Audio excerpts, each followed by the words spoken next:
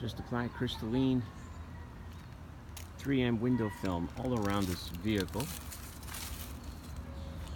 Also got crystalline 70 on the front windshield.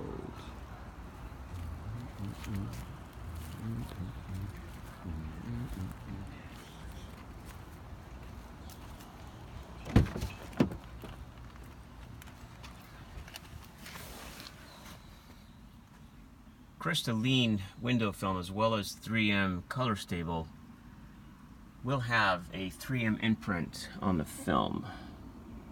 You see it right there, guys. That's the 3M logo that you want to see on the film. It is removable with a little bit of alcohol, so. But anyway, we're just going to see how much heat we're blocking here. It's a really sunny day here in Florida, Coral Springs, and the BTU meter is reading 254.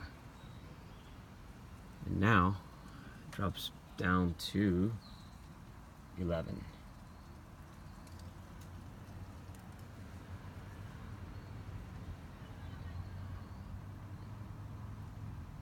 So it's blocking a tremendous amount of heat, keeping the car much cooler, protecting your dash.